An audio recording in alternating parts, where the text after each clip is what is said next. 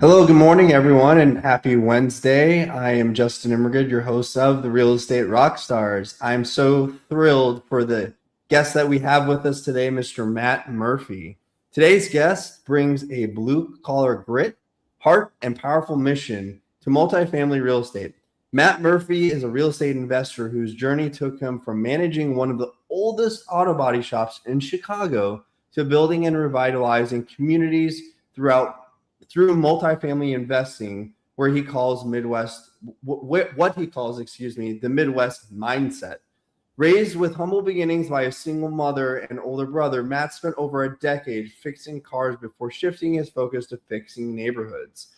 That hands-on background shaped his people-first approach to real estate, where his goal isn't just properties, it's stronger communities and long-term generational wealth for families. Based in Chicago, Matt brings a practical, no fluff perspective to real estate investing, blending discipline, work ethic, and a deep sense of responsibility as a father and community builder. His story resonates with investors who value fundamentals, relationships, and doing the work the right way. Through the Midwest mindset, Matt shares insights on investing, personal growth, and showing up with consistency while keeping things real, relatable, and grounded. Matt, without further ado, welcome to the show, sir.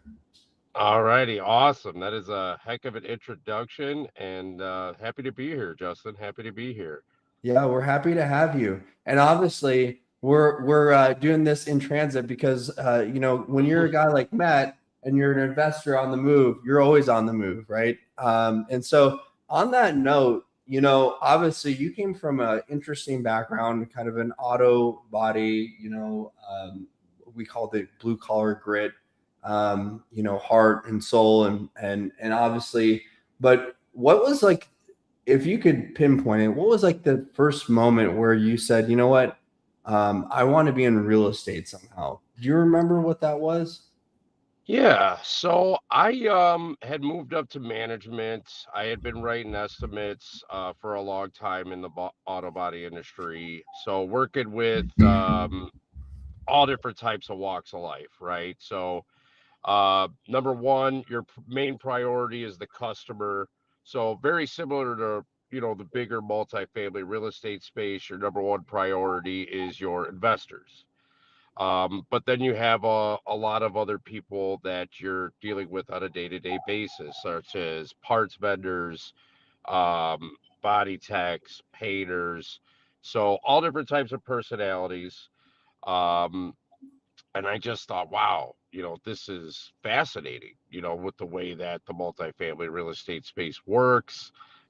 Very, a lot of similarities, but a lot of differences and a lot of peaks and valleys. In both industries, you're going to hit a lot of ups and you're going to hit a lot of downs. And I had kind of hit a ceiling with where I had made it in my body shop career. I was working with a family owned shop, Erie LaSalle. They were downtown Chicago. They had their doors open since 1943. And, I think at some point in life, sometimes you get something that you thought you wanted and Mm-hmm. it's not what you expected, so you Mm-hmm. got to kind of pivot.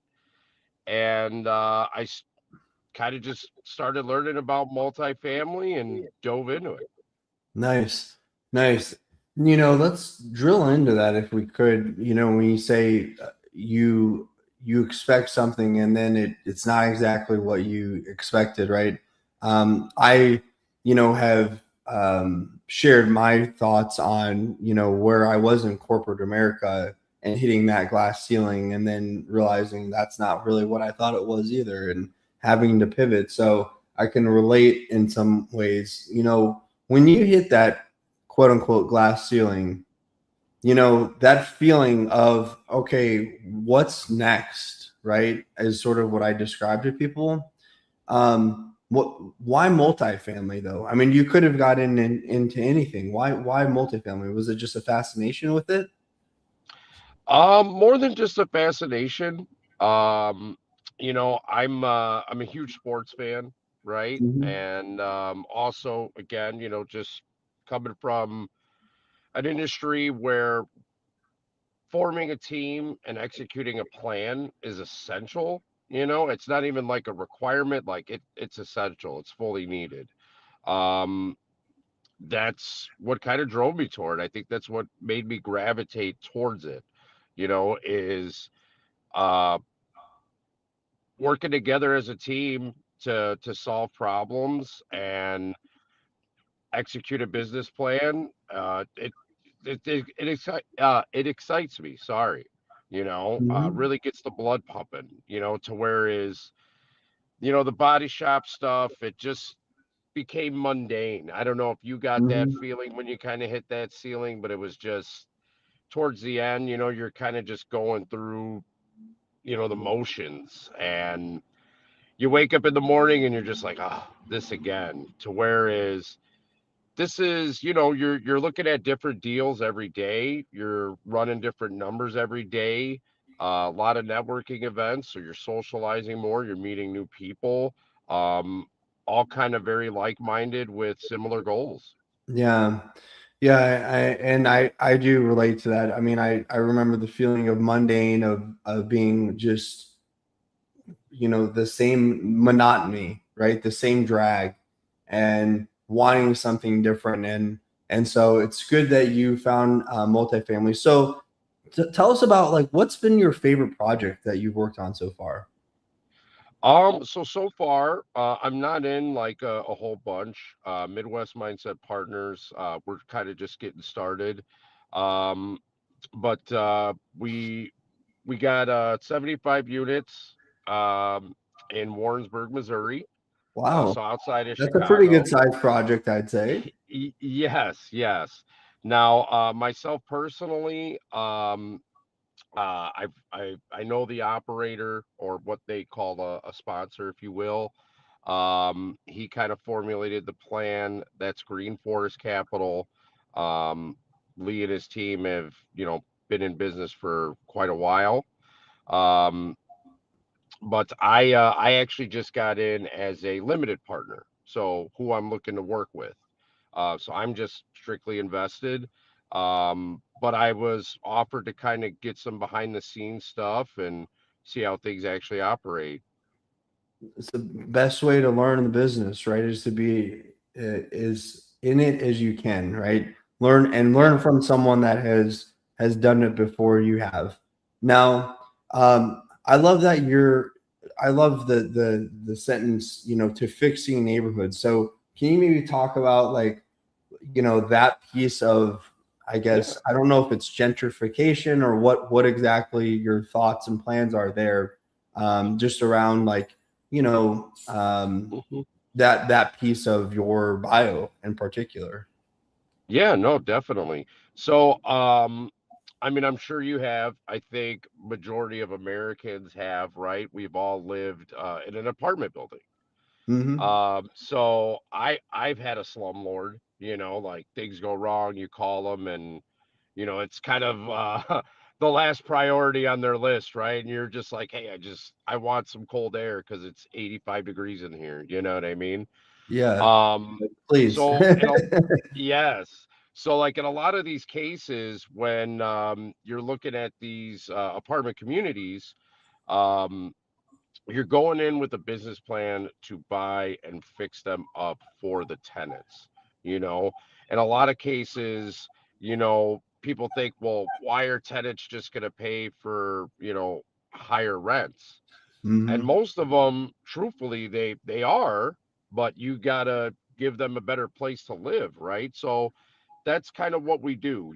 We focus on like light value add properties, so don't think like super, you know, extensive fix and flip type of a project, but something that's maybe been owned for 30 years by the same owner that just hasn't put in the much love that they needed into the last few years. That makes Yeah. sense? Yep, absolutely. And that's a great space to be in when it comes to multifamily because that's sort of the sweet spot of where you can make good, decent money, right? You've got I call it an absentee owner, Someone that owns the property, but just is for lack of a better term, they're absentee, they're not present. They aren't really willing to do what it takes to keep the property up to date with the market around them. So no, that's fantastic. Now, when we think about Midwest mindset, what what's your vision for Midwest mindset? Talk to us. So, the big clear vision, is simply providing a solution to a problem. I think even myself or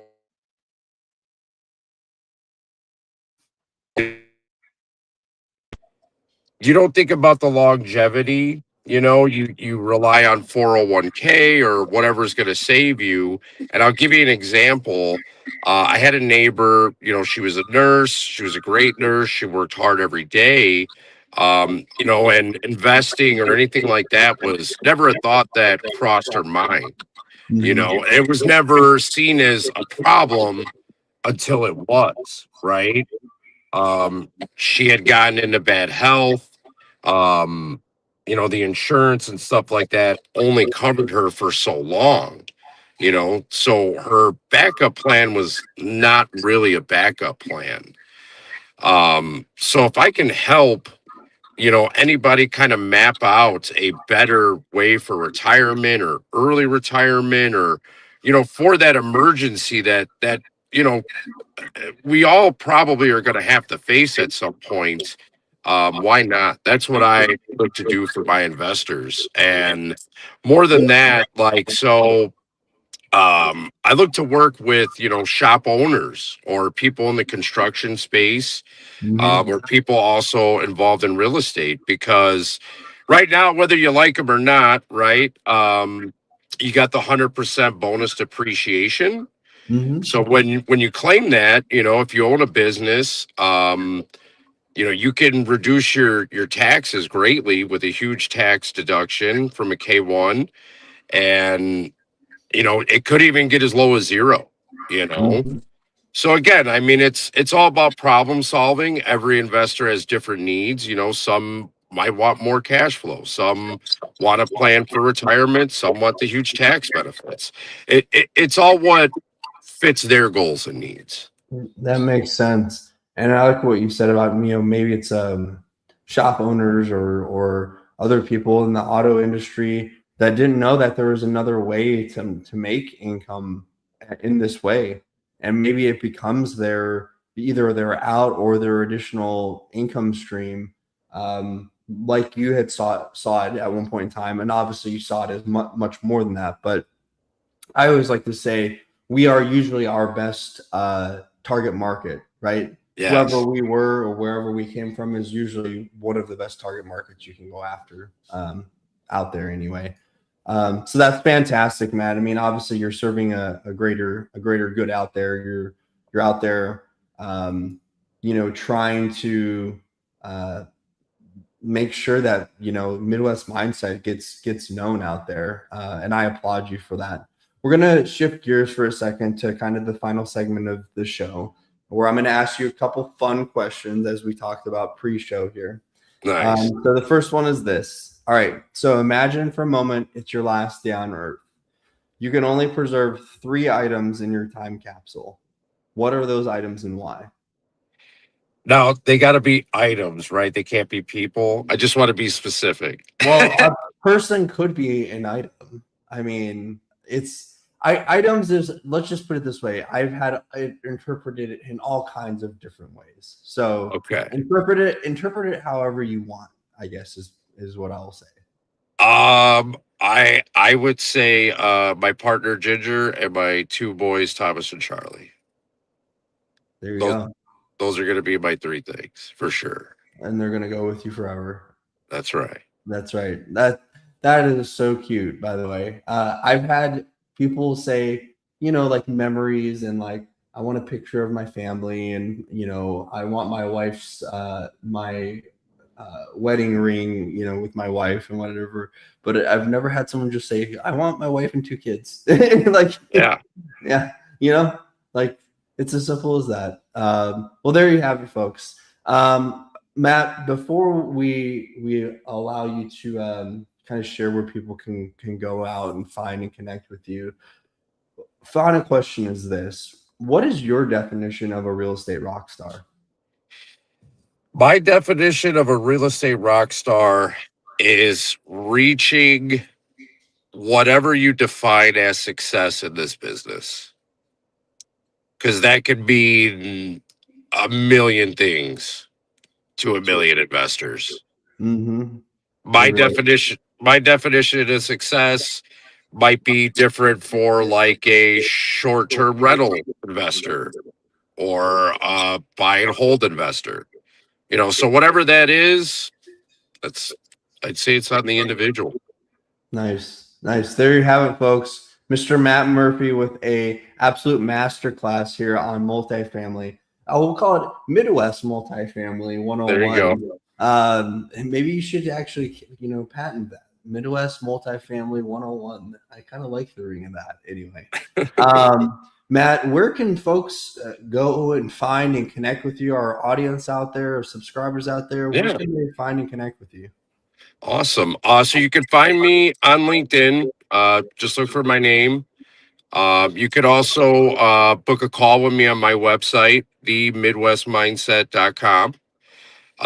Or feel free to email me at Matt at the Midwest Mindset. Matt at the Midwest Mindset, or Matt, what did you say was the website again? The Midwest Mindset, Midwest Mindset part. The Midwest Mindset Partners.com. Sorry. The Midwest Mindset Partners.com, or Matt at the Midwest Mindset.com. There you have it, folks. All right. Another great guest, another great show. We'll be here again, same time, same place next week. I'm Justin Nimergood, and we're signing off. Thanks, everyone. Thanks for having me, Justin.